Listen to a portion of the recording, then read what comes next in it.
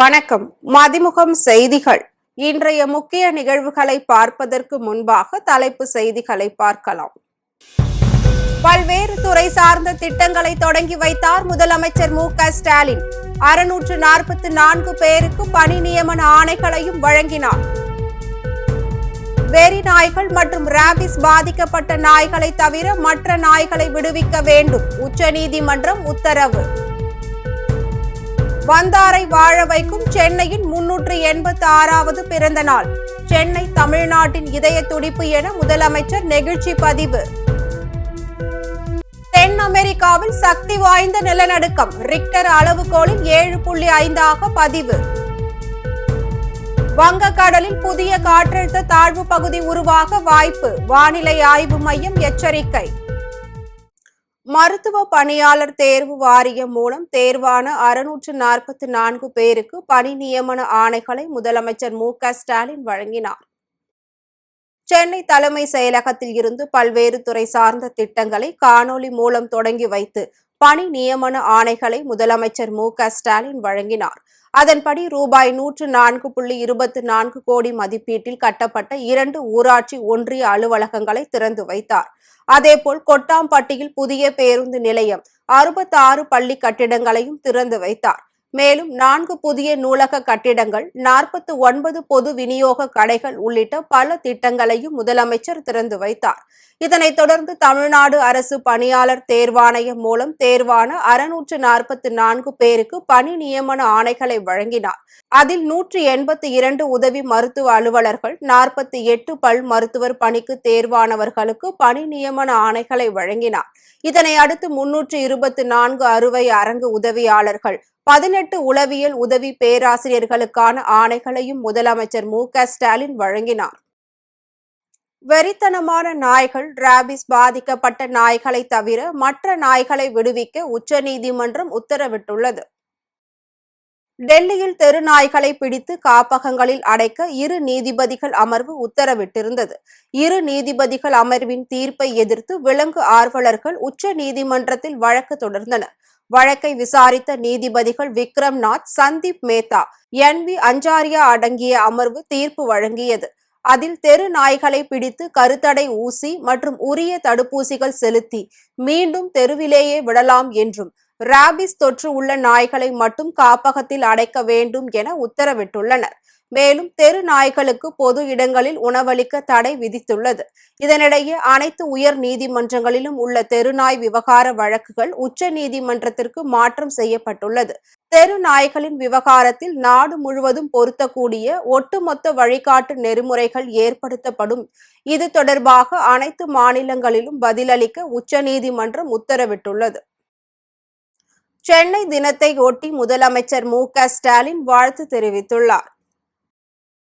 மெட்ராஸ் நகரம் 1639ஆம் ஆண்டு ஆகஸ்ட் 22ஆம் தேதி உருவானது.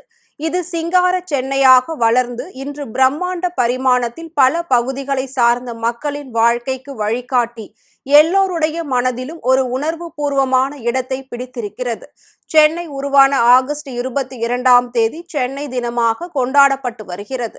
அந்த வகையில் இன்று சென்னை தினம் கொண்டாடப்படுகிறது.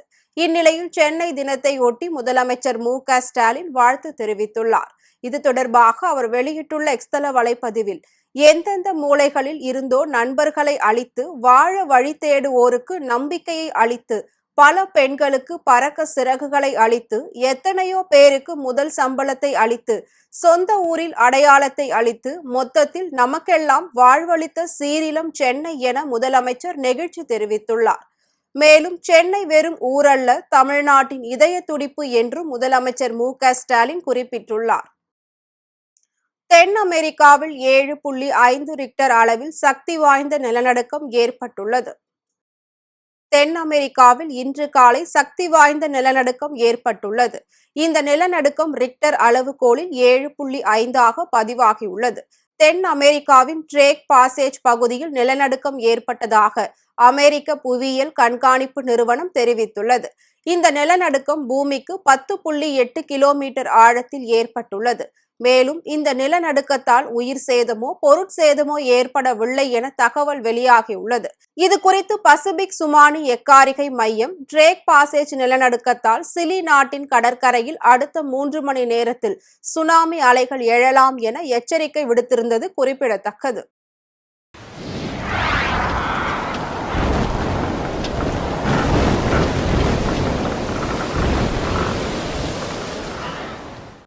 வங்கக்கடலில் புதிய காற்றழுத்த தாழ்வு பகுதி உருவாக வாய்ப்புள்ளதாக வானிலை ஆய்வு மையம் தெரிவித்துள்ளது.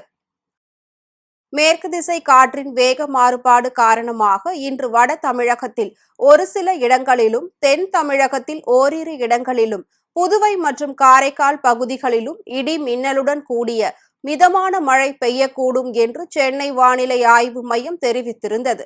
அதன்படி சென்னை மற்றும் புறநகர் பகுதிகளில் அதிகாலையிலேயே கனமழை கொட்டி தீர்த்தது. துரைப்பாக்கம், ராஜா அண்ணாமலைபுரம், கோயம்பேடு, மதுரவாயில், வானகரம், கோடம்பாக்கம், தியாகராய நகர், பல்லாவரம், ஆவடி, அம்பத்தூர், புழல் உள்ளிட்ட பகுதிகளில் இடியுடன் கூடிய கனமழை பெய்தது. இந்த மழையின் காரணமாக பல்வேறு இடங்களில் சாலைகளில் தண்ணீர் தேங்கியுள்ளது.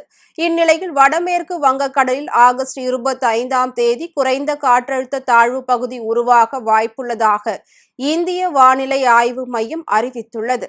இது அதற்கடுத்த 2 நாட்களில் வடக்கு ஒடிசா மற்றும் அதனை ஒட்டிய வடமேற்கு வங்கக்கடலில் காற்றழுத்த தாழ்வு மண்டலமாக வலுவடையக்கூடும் என்றும் வானிலை ஆய்வு மையம் கணித்துள்ளது.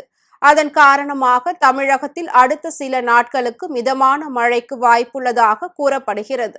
சென்னையில் திடீரென மழை பெய்ததற்கு வெப்பசலனமே காரணம் என்றும், தமிழகத்தில் வெப்பசலனம் காரணமாக வரும் நாட்களில் மழை தொடரும் என்றும் வானிலை ஆய்வு மையம் தெரிவித்துள்ளது. தவேக மாநாட்டில் திமுக தொண்டர்கள் எந்த ஒரு இடையூறும் செய்யவில்லை என்று அமைச்சர் மூர்த்தி பதிலளித்துள்ளார். மதுரை மாவட்டம் கொட்டாம்பட்டி பேருந்து நிலையத்தை அமைச்சர் மூர்த்தி திறந்து வைத்தார். இதனைத் தொடர்ந்து செய்தியாளர்களை சந்தித்து பேசிய அவர், தவேக மாநாட்டிற்கு தாங்கள் ஒரு துளி கூட இடையூறு செய்யவில்லை என்றும், எந்த ஒரு திமுக தொண்டனும் அதுபோன்ற வேலைகளில் ஈடுபடுவது இல்லை எனவும் தெரிவித்தார். மேலும் ஆதவ் அர்ஜுன் வேண்டுமென்றே இது போன்ற அவதூறுகளை தங்கள் மீது பரப்பியுள்ளதாக குற்றம் சாட்டினார். திருப்பத்தூர் மாவட்டம் வாணியம்பாடி அருகே 12ஆம் வகுப்பு படித்துவிட்டு மருத்துவம் பார்த்த போலி மருத்துவர் கைது செய்யப்பட்டார். திருப்பத்தூர் மாவட்டம் வாணியம்பாடி அடுத்த சங்கராபுரம் பகுதியில் 12ஆம் வகுப்பு படித்துவிட்டு அனுமுத்து என்பவர் மருத்துவம் பார்த்து வருவதாக வாணியம்பாடி வருவாய் கோட்டாட்சியர் அஜிதா பேகத்துக்கு தகவல் கிடைத்துள்ளது. தகவலின் பேரில் வருவாய் கோட்டாட்சியர் மற்றும் வருவாய்த்துறையினர் அப்பகுதியில் தீவிர விசாரணை மேற்கொண்டனர். அதில் திம்மாம்பேட்டை அடுத்த புல்லூர் கிராமத்தை சேர்ந்த அனுமுத்து என்பவர் 12ஆம் வகுப்பு படித்துவிட்டு மருத்துவம் பார்த்து வந்தது தெரிய வந்தது. இதனை அடுத்து அவர் பயன்படுத்தி வந்த மருந்துகளை பறிமுதல் செய்த பறிமுதல் அதிகாரிகள் அனுமுத்துவை அம்பலூர் காவல் நிலையத்தில் ஒப்படைத்தனர். நாமக்கல் மாவட்டம் ராசிபுரம் அருகே 2.20 கோடி ரூபாய் மதிப்பீட்டில் கட்டப்பட உள்ள அரசு பட்டுக்கூடு அங்காடியின் கட்டுமான பணியை அடிக்கல் நாட்டி அமைச்சர்கள் தொடங்கி வைத்தனர். ராசிபுரம் அடுத்த அணைக்கட்டுப்பாளையத்தில் நாடாளுமன்ற உறுப்பினர் ராஜேஷ்குமார் தொகுதி மேம்பாட்டு நிதியில் இருந்து 2,20,00,000 ரூபாய் மதிப்பீட்டில் அரசு பட்டுக்கூடு அங்காடி வளாகம் கட்டப்பட உள்ளது. அதன் பூமி பூஜை விழாவில் அமைச்சர்கள் தாமோ அன்பரசன், மதிவந்தன், நாடாளுமன்ற உறுப்பினர் ராஜேஷ்குமார் உள்ளிட்டோர் கலந்து கொண்டு அடிக்கல் நாட்டி கட்டுமான பணிகளை தொடங்கி வைத்தனர். தொடர்ந்து பட்டு விவசாயிகளுக்கு பல்வேறு நலத்திட்ட உதவிகளை வழங்கினர். இதனை அடுத்து பேசிய அமைச்சர் தாமோ அன்பரசன், கடந்த அதிமுக ஆட்சியில் பட்டு உற்பத்தி ஆண்டுக்கு 1,834 மெட்ரிக் டன் இருந்த நிலையில் திமுக ஆட்சியில் 2,728 மெட்ரிக் டன் உற்பத்தி செய்யப்பட்டு 2 மடங்காக உயர்ந்துள்ளதாக கூறினார். புதிய கட்சி தொடங்குபவர்கள் கூட அதிமுக தலைவர்களின் புகைப்படங்களை பயன்படுத்திதான் தங்களது கட்சியை வளர்க்க முயற்சிக்கிறார்கள் என எடப்பாடி பழனிசாமி விமர்சித்துள்ளார். மக்களை காப்போம், தமிழகத்தை மீட்போம் என்ற பெயரில் அதிமுக பொதுச் செயலாளர் எடப்பாடி பழனிசாமி 36வது நாளாக காஞ்சிபுரம் சட்டமன்ற தொகுதியில் சுற்றுப்பயணம் மேற்கொண்டார். அப்போது மக்கள் மத்தியில் உரையாற்றிய எடப்பாடி பழனிசாமி, தமிழகத்தில் 31 ஆண்டுகள் அதிமுக ஆட்சி புரிந்ததன் விளைவாகத்தான் தமிழகம் இந்த அளவிற்கு உயர்ந்துள்ளது என கூறினார்.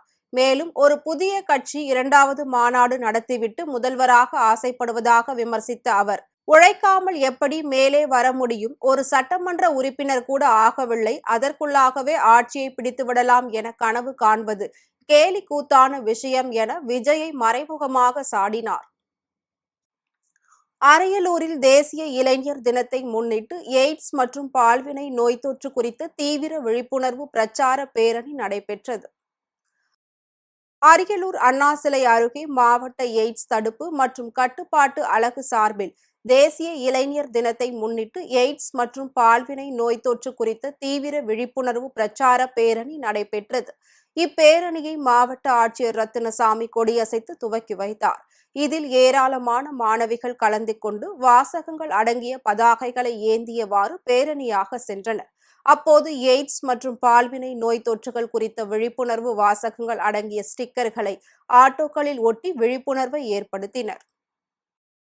சென்னையில் 22 கேரட் ஆபரண தங்கத்தின் விலை சவரனுக்கு ரூபாய் 120 குறைந்து 73,720 ரூபாய்க்கு விற்பனை செய்யப்படுகிறது. தங்கத்தின் விலை கடந்த சில நாட்களாக ஏற்ற இறக்கத்தை சந்தித்து வருகிறது. அந்த வகையில் தங்கம் விலை இன்று சற்று குறைந்துள்ளது. அதன்படி சென்னையில் 22 கேரட் ஆபரண தங்கத்தின் விலை கிராமிற்கு 15 ரூபாய் குறைந்து 9,215 ரூபாய்க்கு விற்பனை செய்யப்படுகிறது. மேலும் சவரனுக்கு 120 ரூபாய் குறைந்து 73,720 ரூபாய்க்கு விற்பனையாகிறது. அதேபோல் வெள்ளியின் விலையும் கிராமிற்கு 2 ரூபாய் உயர்ந்து 1 கிராம் வெள்ளியின் விலை 128 ரூபாய்க்கும் 1 கிலோ வெள்ளியின் விலை 1,28,000 ரூபாய்க்கும் விற்பனை செய்யப்படுகிறது.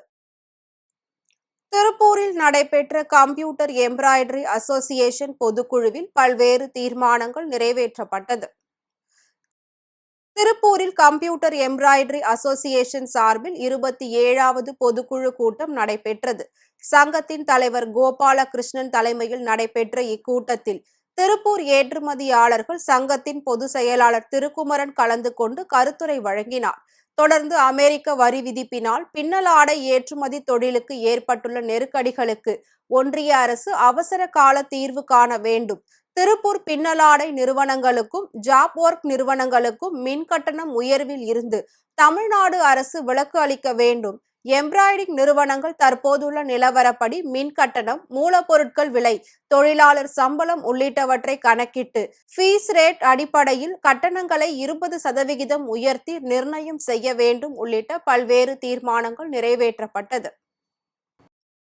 மயிலாடுதுறை அருகே குடும்ப பிரச்சனை காரணமாக தந்தையை கத்தியால் குத்தி கொலை செய்த மகனை போலீசார் கைது செய்துள்ளனர்.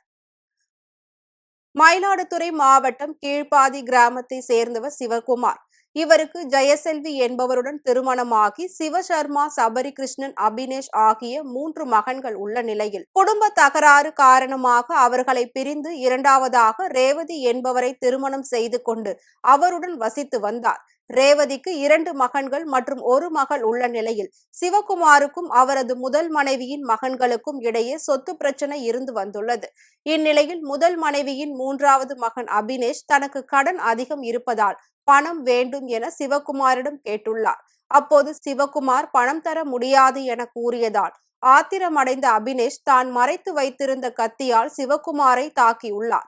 இதில் சிவகுமார் சம்பவ இடத்திலேயே பரிதாபமாக உயிரிழந்தார். இதனையடுத்து அபினேஷை கைது செய்த போலீசார் விசாரணை மேற்கொண்டு வருகின்றனர். மீது ரஷ்யா மிகப்பெரிய தாக்குதலை நடத்தியுள்ளது. உக்ரைன் மற்றும் ரஷ்யா இடையேயான போர் கடந்த 3 ஆண்டுகளுக்கும் மேலாக நீடித்து வருகிறது. இந்த போரை நிறுத்துவதற்காக ரஷ்ய அதிபர் புதின், உக்ரைன் அதிபர் ஜெலன்ஸ்கி மற்றும் ஐரோப்பிய நாடுகளின் தலைவர்களுடன் அமெரிக்க அதிபர் டிரம்ப் பேச்சுவார்த்தை நடத்தினார். அப்போது போரில் கைப்பற்றிய பகுதிகளை திரும்ப தர முடியாது என ரஷ்ய அதிபர் புதின் கூறினார். இதற்கு உக்ரைன் சம்மதிக்கவில்லை. இதனால் போர் நிறுத்தம் தொடர்பான பேச்சுவார்த்தை தோல்வியில் முடிந்தது. இதனை அடுத்து உக்ரைன் மீதான தாக்குதலை ரஷ்யா மேலும் தீவிரப்படுத்தியுள்ளது. அதன்படி நேற்று ஒரே நாளில் உக்ரைன் மீது 574 ட்ரோன்கள் மற்றும் 40 ஏவுகணைகளை கொண்டு தாக்குதல் நடத்தியுள்ளது. இந்த தாக்குதலில் லிவிவ், ரான்ஸ், கார்பதியா உள்ளிட்ட நகரங்களில் உள்ள பல கட்டிடங்கள், தொழிற்சாலைகள் சேதமடைந்தன. மேலும் 15 பேர் படுகாயமடைந்தனர். மீண்டும் தலைப்புச் செய்திகள். பல்வேறு துறை சார்ந்த திட்டங்களை தொடங்கி வைத்தார் முதலமைச்சர் மு.க. ஸ்டாலின். 644 பேருக்கு பணி நியமன ஆணைகளையும் வழங்கினார். வெறி நாய்கள் மற்றும் ராபிஸ் பாதிக்கப்பட்ட நாய்களை தவிர மற்ற நாய்களை விடுவிக்க வேண்டும், உச்சநீதிமன்றம் உத்தரவு. வந்தாரை வாழ வைக்கும் சென்னையின் 386வது பிறந்த நாள். சென்னை தமிழ்நாட்டின் இதய துடிப்பு என முதலமைச்சர் நெகிழ்ச்சி பதிவு.